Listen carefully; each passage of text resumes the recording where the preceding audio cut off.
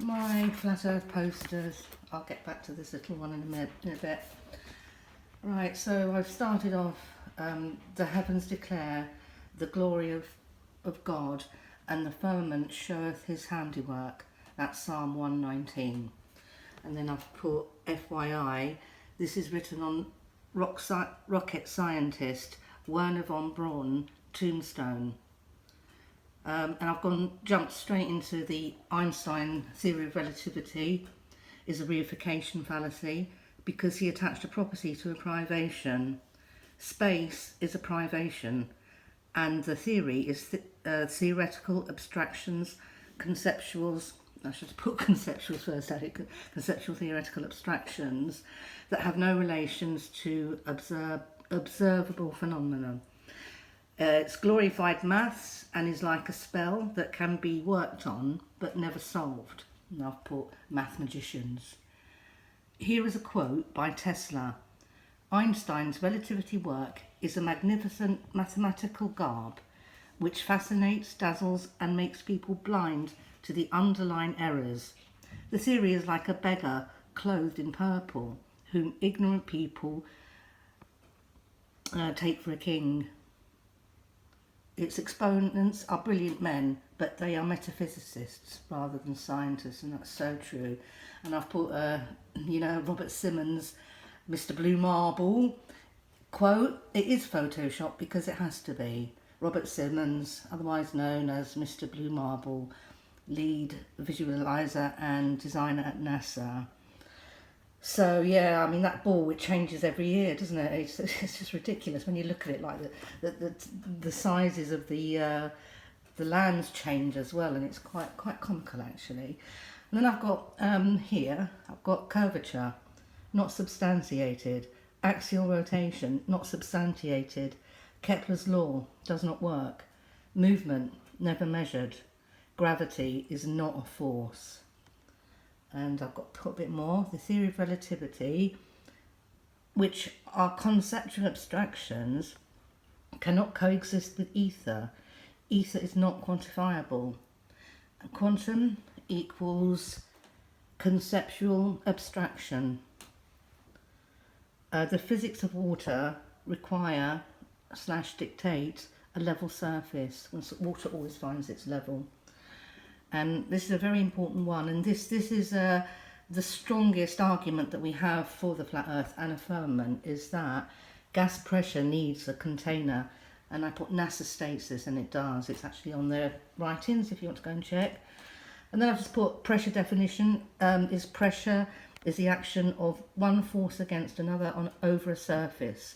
The pressure P of a force F distributed over an area A is defined as P equals FA. Gravity is not a force. It is nothing other than incoherent dielectric acceleration. There was another term for it as well, deceleration or something. Can also call incoherent magnetism. Rather, we have natural physics of buoyancy and density to explain why things fall down and rise based on their relative density. Apples fall because they are denser than air, and helium balloons rise because they are lighter. So yeah, that's pretty simple.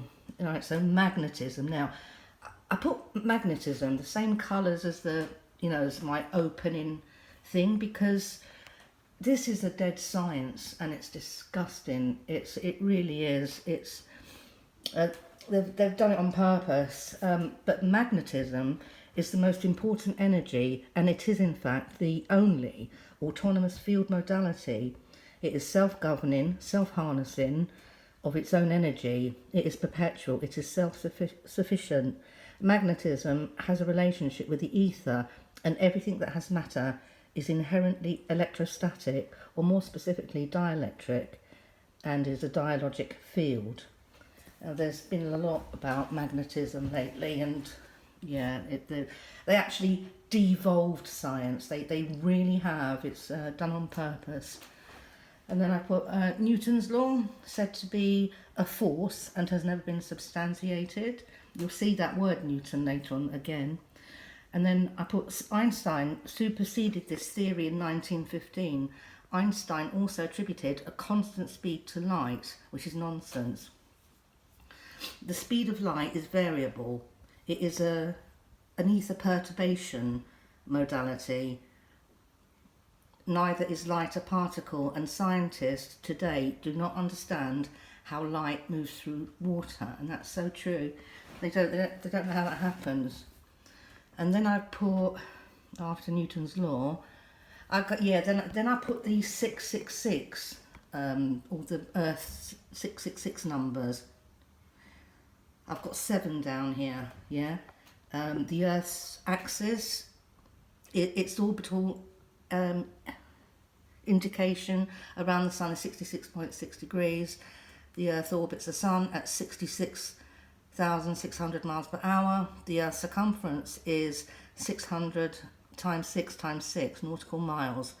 The force of the gravity on the Earth is 666 newtons. There you go, and I actually noticed that word. Yeah, so like the ones that I've got here are different. Look how many there are. I mean, there's 7 there, and I don't know how many I've got there, but it's a lot. And this is what inspired me to make this, because when my daughter checked a couple of them, she was shocked. She says, "Mum, you've got to make that bigger." And I said, "There's loads more. That's, there's just a few of them." And I think that alone really should tell people what things are all about, because it's just too much. Look at it all. Look, those ones I put in brown. I mean, it's just, it really is OTT when you think about it. And I put something really interesting here as well. I put FYI, the Air Force proved the existence of ether. Now, ether is everything really. With a modern Michelson-Morley experiment, yet this is still being denied. 100 years earlier, the original experiment had been interpreted poorly, but had in fact been correct. Now, why isn't that on the news? Why don't we know about these things? And that's so important. And the White Cliffs of Dover, I put something here in England, equals 350 feet and should not be visible from Sur-Mer, France, 31 miles away.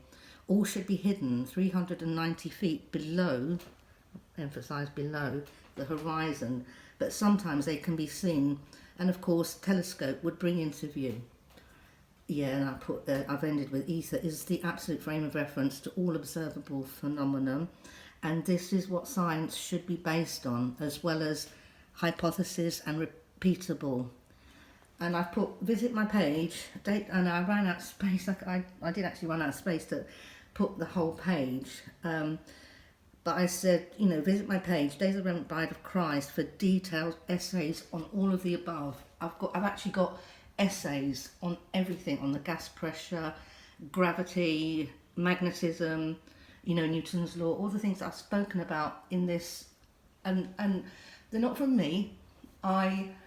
What I did was I listened to Genius, and what I do is I put on autocue and I write out what they're saying, and if you go to that page, you will see real science, and you will, it will really change your mind about how you think of things. And this idiocy here with Einstein, I mean, that is just ridiculous. I mean, they deified him, didn't they? And everything is based on that theory. So really, when you think, and if that theory is a load of rubbish, which it is, well, you need to rethink. And my little poster here as well, quite pleased with that. I'm out.